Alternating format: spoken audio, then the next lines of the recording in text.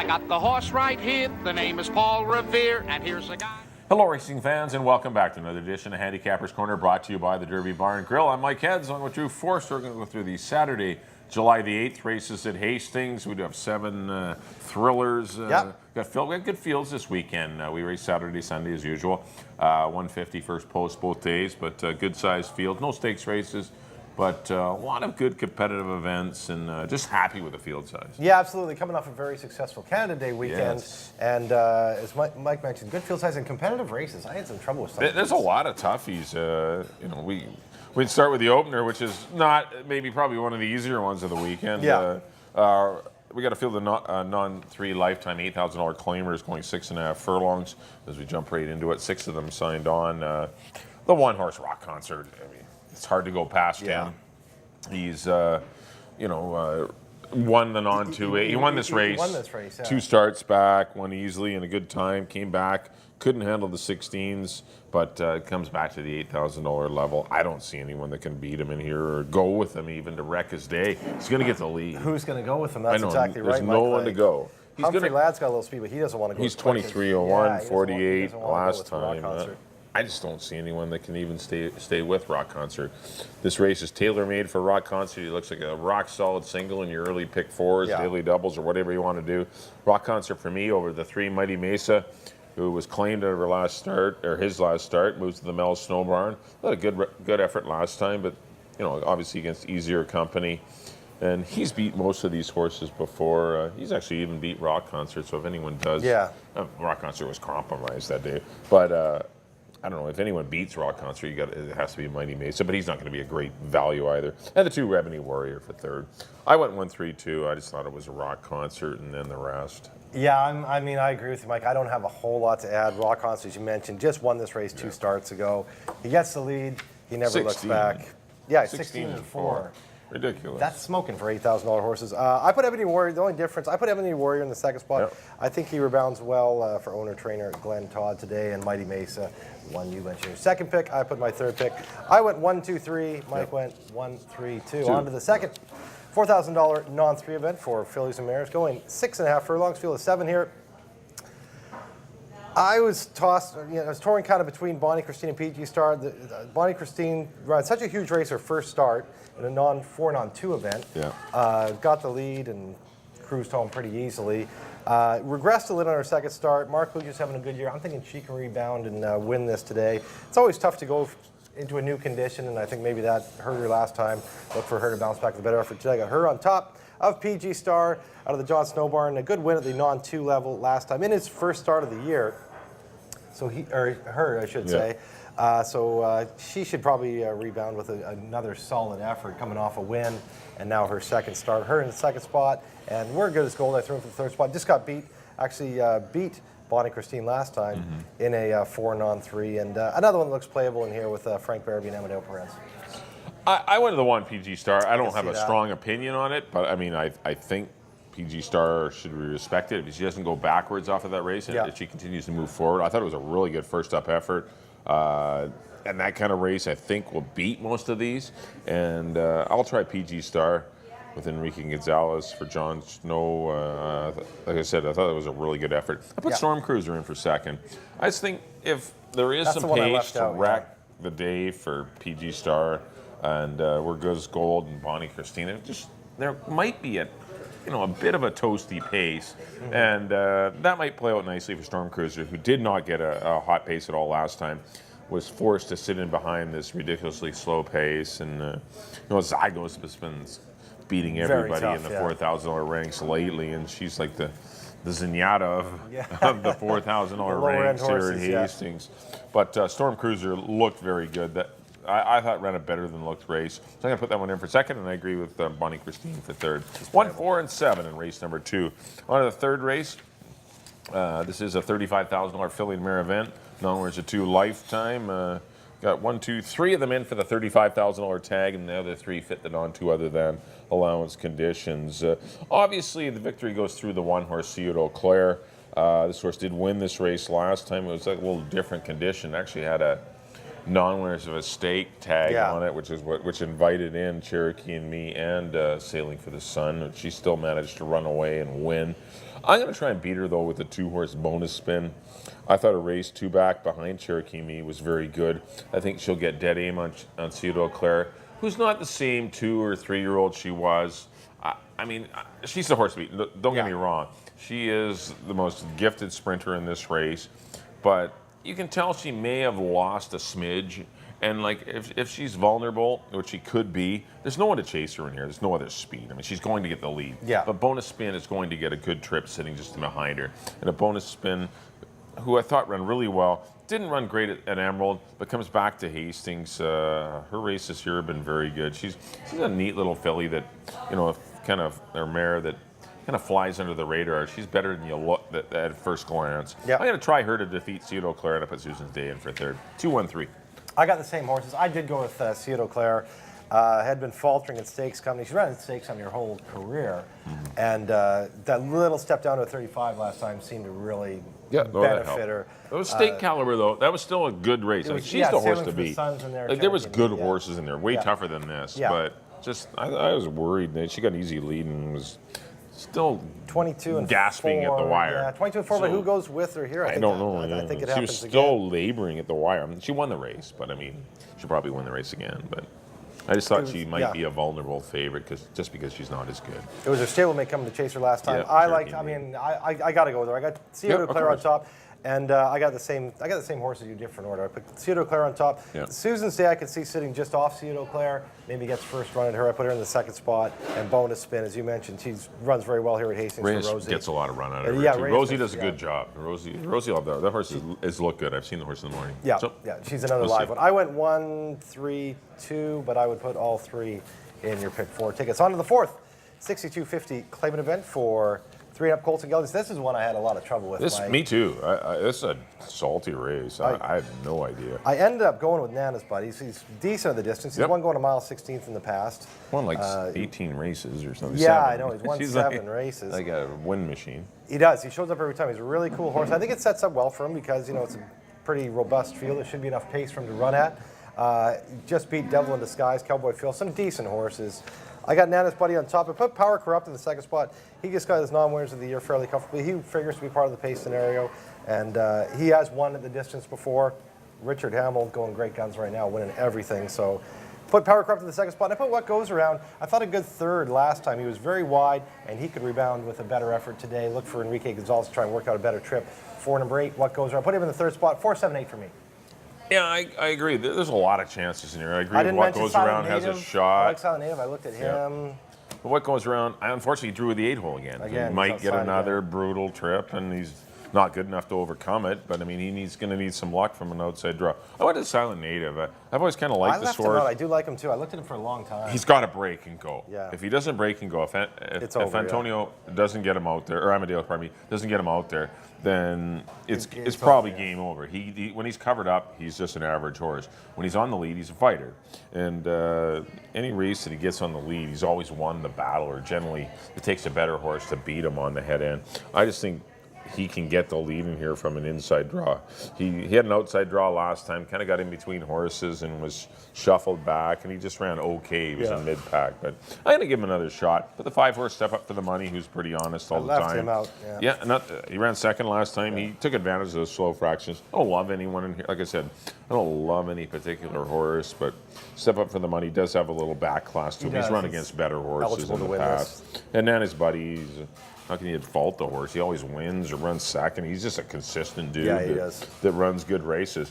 He's probably better sprinting, but he's won going along. You look back to his race last summer or last spring, and he won going along.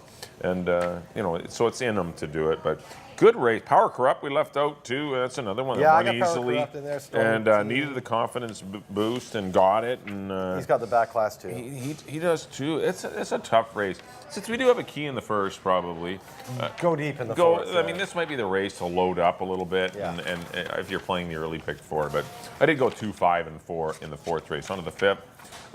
Maiden $4,000 fillies and mares. Got a whole bunch of them in here. 11. Going 6.5 furlongs. Go 11. This 7, such a bargain, is obviously the one to come and catch. Just finished getting beat a couple times, actually all year so far. 4 runner-up efforts at the maiden $8,000 level, so drops for 4.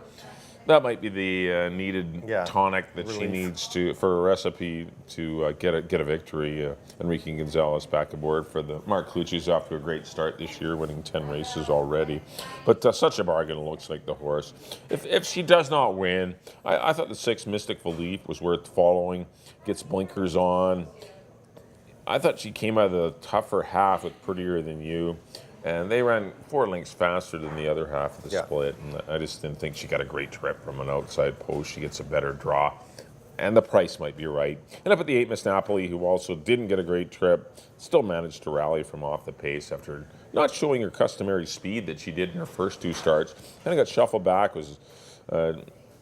does lose Amadeo to the 6 horse, but picks up Richard Hamill, but was shuffled back and still made a good run. I thought she was another one that was interesting, but such a bargain's the horse. I went 7, 6, and 8, but there are others in here with interest. The 10 Halloween Queen, if she does everything right. The 9 Grey Russ Gracie has room for improvement. Cashspiel woke up last time and ran a much better race from a dreadful post. There's some interesting little horses in here that are worth looking at. That's another one. I mean, I'm with you. I got Such a Bargain on top. She's been right there, and as you mentioned, every race she's run this year.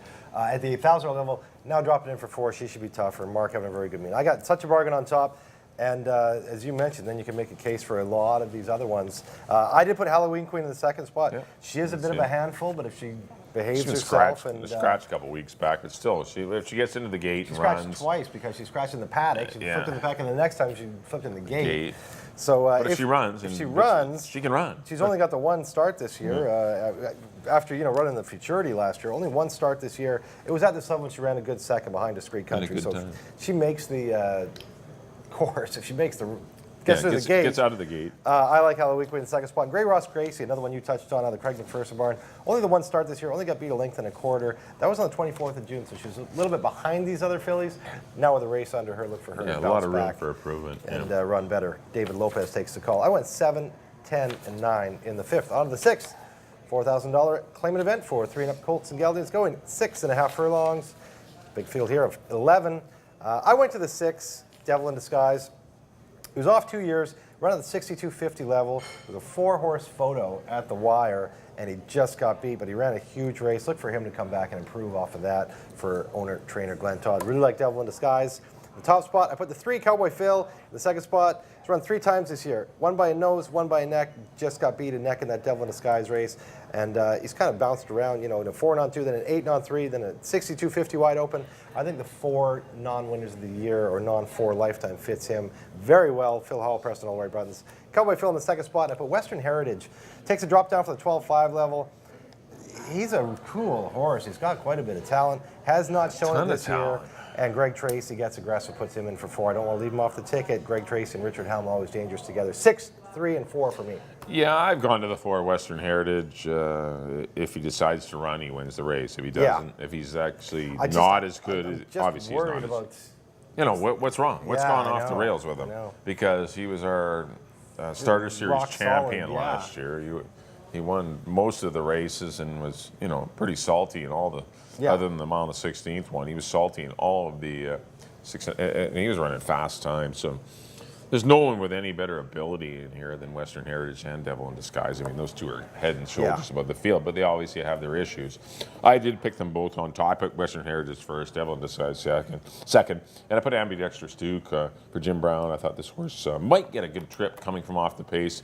If those two don't live up to the headlines, Ambidextrous Duke might be the best of the rest. I thought there was a little bit of speed in here. Cowboy Phil, I've kind of lost a little interest in him, but maybe he can rebound. But I went 4, 6, and 2, Western Heritage for me in the 6th.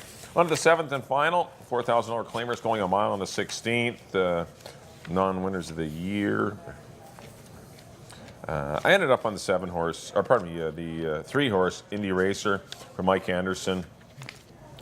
This horse always wanted to route. That's all the horse does want to do is route. I know he's only had 3 sprints this year, which he isn't shown his best his best form, but his best race, you look at Phoenix, his best races were going long. He's a pretty salty horse. There's not a lot of speed in here. He does have speed. I think Richards is going to put him on the lead and catch me if you can. I mean, he's shown enough speed in his sprints to be, competitive near the lead, but he just doesn't want to sprint. So give this horse a big chance. Rebound with a good effort. Put the 4-horse Rosie's Notice. I'm not giving up on this horse.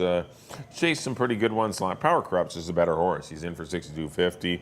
Couldn't catch him. And doing all the chasing, it cost him any chance of getting second, third, or fourth, and ended up not getting disgraced for the runner-up spot.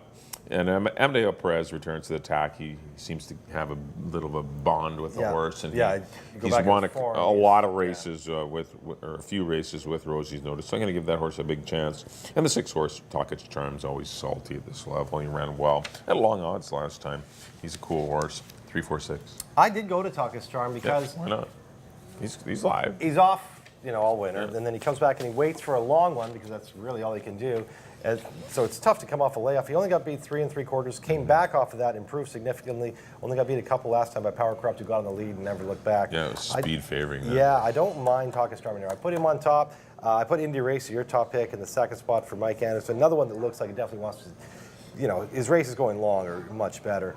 Put him in the second spot. I threw Fleming's Beach in the third spot. Yeah, I can see that. Why not? He's a pretty cool horse. He shows up. Good second last time. He's good going long. He's 2 for 4 going long. Pat Jarvis is off to a dreadful start, starting to turn it around now. Good for Pat. Keating up. Yep. Yeah, he's going 6, 3, and 9 for Yep. me. Absolutely. She's 3 for 55, but she's probably like 3 for 20 or something like that. Yeah. More because she was about 0 for 30 to kick off the meet. So Pat does a good job, as you mentioned. I like Fleming's Beach in the last. I went 6, 3, 9. That'll do it for our analysis of the Saturday card. Up next on Screen We Picks. Mike, as always, you're up first. Back in race number 1, I did go to the 1. A Rock Concert, probably the best bet of the day. I think we got a pretty good single in our early pick 4. So that's why we're telling you maybe give a little help in the second, third, and fourth legs if you can afford it. But at 1-3-2 in the opener, race number 2 went to the 1 PG Star. We're going to go with 1, 4, and 7. Race number 3, I'm going to try the 2 bonus spin to maybe knock off the favored number 1 Ciudad Eau Claire. 2, 1, 3 for me in the third. Fourth race, take a shot on the 2 Silent Native, 2, 5, and 4, but a very wide open and contentious race. Not a strong opinion in the fourth. Fifth race, the 7 Such a Bargain is definitely the horse to beat. 7, 6, and 8 for me. Race number 6, the 4 Western Heritage makes that big drop. We'll see if it's a winning one. 4, 6, and 2 for me in the 6th, and the 7th and final. 3, 4, and 6. I like Indy Racer for Richard Hamill and Mike Henderson. Yep. On to my picks. There we go. Back in the first, I agree with Mike. Rock Concert looks to be very dangerous in this spot. 1, 2, 3 for me in the first. On to the second. I went to the 7-horse Bonnie Christine over the 1 and the 6. In the third, went to the Greg Tracy run of Ciudad Eau Claire. Very classy filly. I went 1, 3, and 2. In the fourth, I went to the 4 Nana's Buddy, Little Wind Machine over the 7 and the 8. In the fifth, I went to the 7. I agree with Mike here. Such a Bargain. Another one that looks to be have a big shot in the fifth race. 7, 10, and 9. In the sixth, I went to the number 6 Tough Old Horse Devil in Disguise over the 3 and the 4. And the nightcap, the 7th, I went to the 6 Talkage Charm over the 3 and the 9.